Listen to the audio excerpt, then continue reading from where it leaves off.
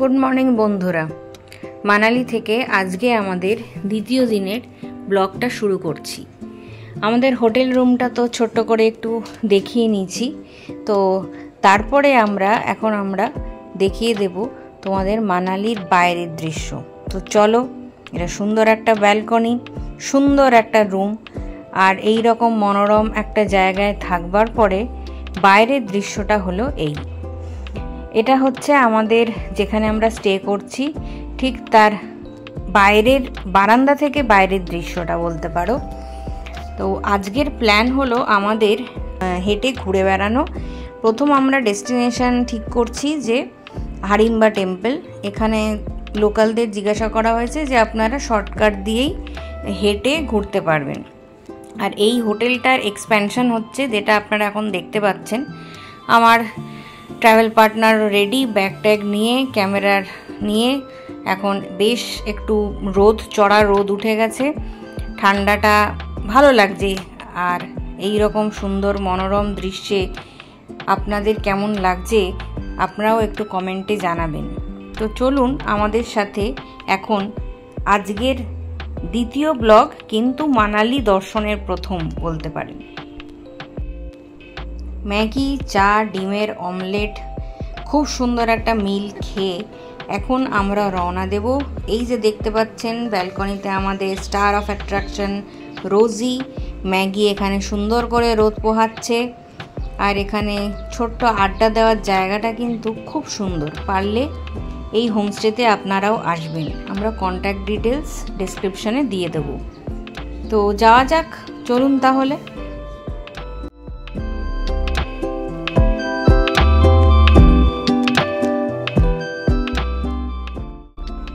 Hotel থেকে নেমেই বা হোমস্টে থেকে নেমেই বলতে পারেন, আমরা যে রাস্তাটা দিয়ে চলেছি এটা হেঁটে যাওয়া যায়, অথবা এই রকম ছোট হাতি টাইপের বা গাড়ি আসে। তবে হ্যাঁ, ডেফিনেটলি দুটো মুখোমুখি গাড়ি আসলে মুশকিল। তো লোকালদের জিজ্ঞাসা করলাম, ওনারা এই নিচের পথটা দেখিয়ে দিলেন।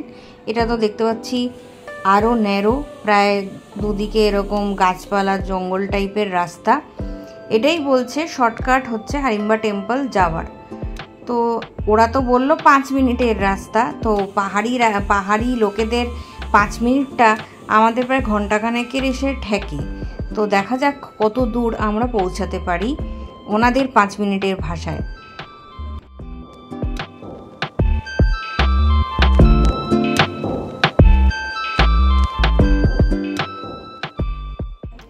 আমাদের সঙ্গী দেওয়ার জন্য চলে এসেছে একটি শার্মিও, আমাদের সাথে সাথেই চলছে আমাদের ডেস্টিনেশনের পথে।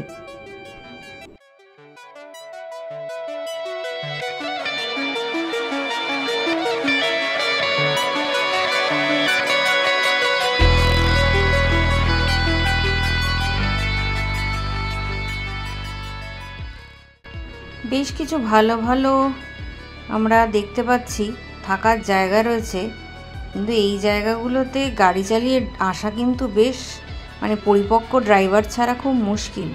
সুন্দর সুন্দর ক্যাফেও আছে এই রাস্তাটাতে, কিন্তু রাস্তাটা খুবই ন্যারো, খুব সাবধানতার সাথে গাড়ি চালাতে হবে। আমি তো ভাবছিলাম যে বাইক চালিয়ে কি করে ঢোকে, কিন্তু দেখছি তো এখানে পার্কিং করা বেশ ভালো, বেশ বড় বড় গাড়ি। তো চলুন, আমরা এসে গেছি 8 ঘন্টা 45 মিনিট হাঁটতে হাঁটতে হারিম্বা টেম্পলে ঢোকার রাস্তা এটা দেখছেন। এখন সকাল বেলা ব্রেকফাস্টের পরে যেহেতু দেখালাম বেরিয়েছি, তো মোটামুটি দোকান এখন বসছে, পুরোপুরি বসেনি। খুব সুন্দর সুন্দর জিনিসপত্র রয়েছে চারিদিকে, বেশ লোভনীয়। ঢুকতে গেলেই মনে হবে এইটা কিনি ওইটা কিনি, কিন্তু আপাতত আমরা কেনাকাটিটা পরে দেখব। আমরা এখন মন্দিরের উদ্দেশ্যেই যাচ্ছি।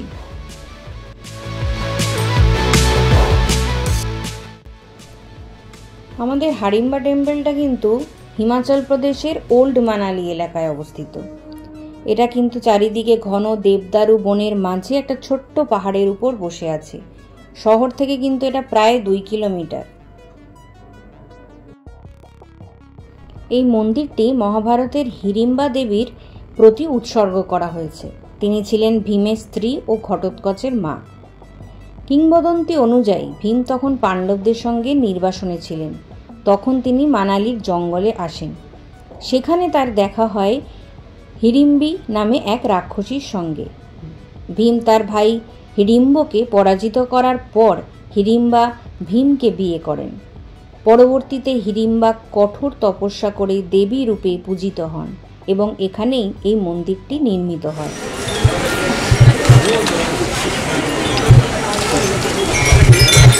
এই জিনিসগুলো আমরা দেখছিলাম, মাথায় পড়ে মনে হচ্ছে টুপি।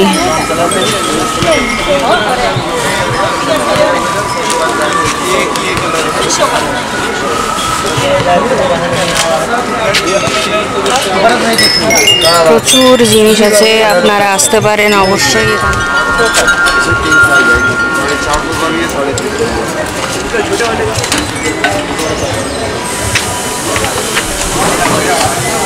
সুন্দর সুন্দর ব্যাগ রয়েছে, দেখতে পারেন।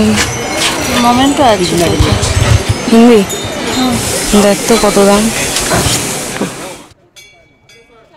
মন্দিরটি 1553 সালে রাজা বাহাদুর সিং নির্মাণ করেন।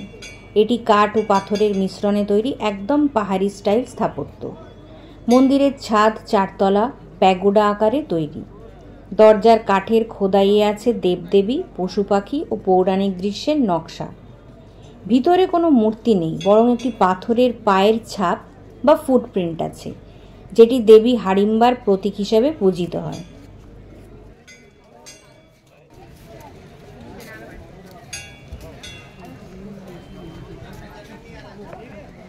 প্রতি বছর মে মাসে এখানে হয় হাড়িম্বা দেবী ফেয়ার বা ডুংরি মেলা। স্থানীয়রা তখন নাচ গান, ঐতিহ্যবাহী পোশাক ও পশু বলির মাধ্যমে দেবীর পূজা করেন। এই উৎসব মানালির অন্যতম বড় সাংস্কৃতিক অনুষ্ঠান। চারপাশে ঘন বন, পাখির ডাক, ঠান্ডা বাতাস, জায়গাটা একেবারে শান্ত ও সিনেমাটিক। অনেক পর্যটক এখানে এসে ফটোশ্যুট করে। বিশেষ করে বরফ পড়ার সময় জায়গাটা যেন স্বপ্নের মতো লাগে। প্রতিদিন সকাল 8টা থেকে সন্ধ্যা পর্যন্ত খোলা থাকে। প্রবেশের জন্য কোনো টিকিট লাগে না। মানালি ম্যাল রোড থেকেও প্রায় 15-20 মিনিট হাঁটলেই কিন্তু পৌঁছে যাওয়া যাবে এখানে। আর ট্যাক্সি বা স্কুটারেও যাওয়া যায় খুব সহজে। হাড়িম্বা দেবী মন্দির থেকে একটু এগোলেই আছে আরেকটা বিশেষ জায়গা, বীর ঘটোৎকচ মন্দির। এখানেই ভীম ও হাড়িম্বা দেবীর পুত্র মহাভারতের বীর যোদ্ধা ঘটোৎকচের স্মৃতি সংরক্ষিত আছে। মহাভারতের যুদ্ধে ঘটোৎকচ ছিলেন পাণ্ডবদের দিক থেকে অন্যতম প্রধান যোদ্ধা। তিনি কর্ণের বিরুদ্ধে যুদ্ধ করে নিজের প্রাণ উৎসর্গ করেছিলেন, আর সেই আত্মত্যাগেই পাণ্ডবদের জয় নিশ্চিত হয়েছিল। এই জায়গাটা ঘটোৎকচের নিবাস হিসেবেই পরিচিত। স্থানীয় বিশ্বাস অনুযায়ী এখানে দেবী হাড়িম্বা তপস্যা করতেন, আর তার আশীর্বাদে জন্ম নেন ঘটোৎকচ। আজও মানুষ এখানে এসে প্রার্থনা করেন তাদের বীর পুত্রের স্মৃতিতে। মজার ব্যাপার হলো, মানালি এই ছোট্ট কোণে শুধু প্রাকৃতিক সৌন্দর্য নয়, লুকিয়ে আছে মহাভারতের ইতিহাসও। হাড়িম্বা, ভীম আর ঘটোৎকচ 3 প্রজন্মের কাহিনী এখানকার বাতাসে মিশে আছে। এখন আমরা চলে এসেছি ওল্ড মানালির আরেকটা ঐতিহাসিক জায়গায়, মনু মন্দিরে।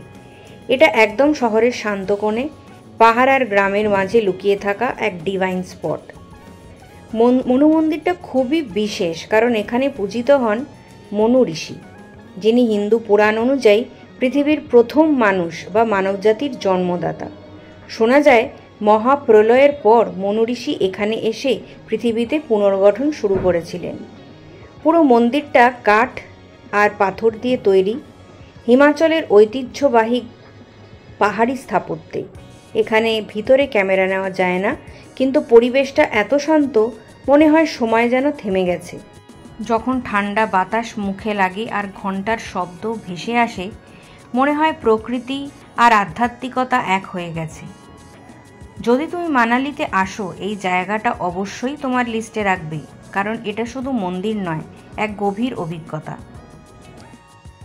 চলো এবার চলি ওল্ড মানালির ছোট ছোট ক্যাফেগুলো ঘুরে দেখি। এখানকার কফি আর ভাইব একদম অন্যরকম। তো এখন আমি চলে এসেছি ওল্ড মানালির একদম হৃদয়ে একটা ছোট্ট সুন্দর ক্যাফেতে। এখানকার ভাইবটা একদম অন্যরকম, শান্ত, মুক্ত আর একেবারে পাহাড়ের মতনই সহজ। আমরা এখন খাবার হিসাবে নিচ্ছি একটা ডেজার্টই বলতে পারো, অর্ডার দিলাম, আর এখানকার একটা সুন্দর পরিচিত কোল্ড কফি। এখানকার খাবারের স্বাদ আর সেই পাহাড়ি হাওয়া, সত্যি বলছি কম্বিনেশনটা একদম আনবিটেবল। ওল্ড মানালির ক্যাফেগুলো শুধু খাবারের জন্য নয়, এগুলো একটা এক্সপিরিয়েন্স। এখানে বসে তুমি গল্প করতে পারো, মিউজিক শুনতে পারো, বা শুধু নীরবে পাহাড়ের দিকে তাকিয়ে থাকতে পারো। এটাই আসল মানালি ভাইব।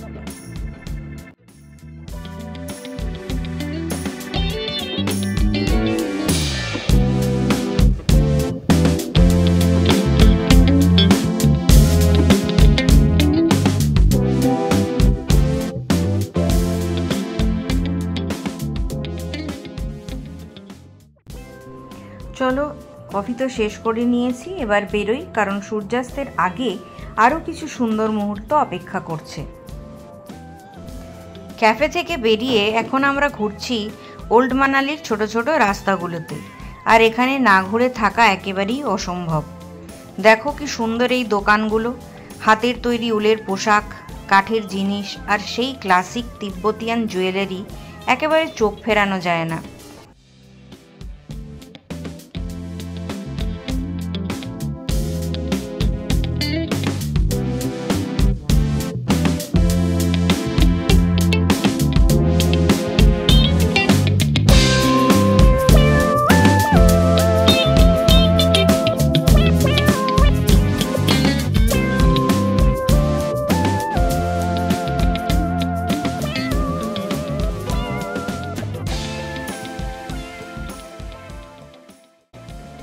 হাঁটতে হাঁটতে আমরা আবার চলে এসেছি ম্যাল রোডে। এখান থেকে আমরা কিছু শাড়ক নিয়েছি, হ্যান্ডমেড ব্রেসলেট টাইপের আর একটা উলের ক্যাপ টাইপের, কারণ মানালি এসে একটা উলের জিনিস না নিলে ভ্রমণটা যেন অসম্পূর্ণ থাকে। এখানকার দোকানদাররাও ভীষণ বন্ধুসুলভ, একটু দরদাম করলে হাসি মুখে কমিয়ে দেয় দাম, আর গল্প করে তোমাকে তাদের সংস্কৃতির গল্প শোনাবে। মানালির সবচেয়ে ব্যস্ত আর সবচেয়ে জনপ্রিয় জায়গা কিন্তু এই মল রোডটাই। এখানকার ভাইব আবার একদম অন্যরকম, আলো, মানুষ, দোকান, খাবারের গন্ধ সব মিলিয়ে পিওর হিমালয়ান এনার্জি। এই রাস্তার দুই পাশে অসংখ্য দোকান, উলের জ্যাকেট, হ্যান্ডক্রাফট আর অবশ্যই হট মোমো থেকে শুরু করে ম্যাগি সবই আছে এখানে।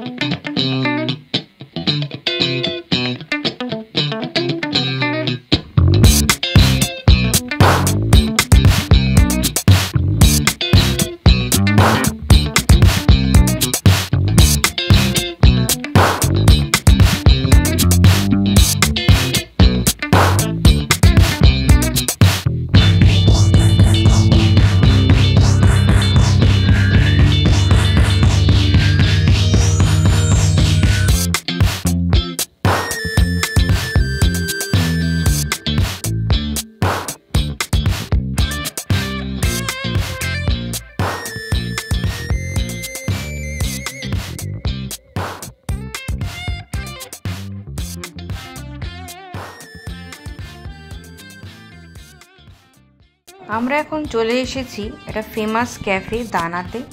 সেখানে আমরা কিছু খাবার দাবার খেলাম, আর এখানকার মানালির মানুষ, পর্যটক আর পাহাড়ের হাওয়া সব একসাথে মিশে গেছে এক রঙিন পরিবেশে।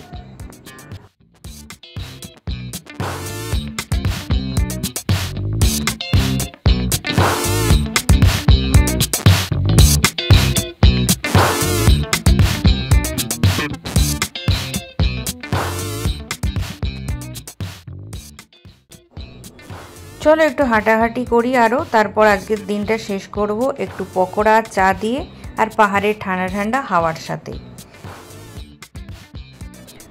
ব্লগটা কেমন লাগলো অবশ্যই জানাবেন, যাতে আমরা আরও ভালো কাজ করতে পারি। এবং নেক্সট ব্লগে আপনাদের সাথে খুব জলদি দেখা হচ্ছে। সাবস্ক্রাইব লাইক করে দেবেন।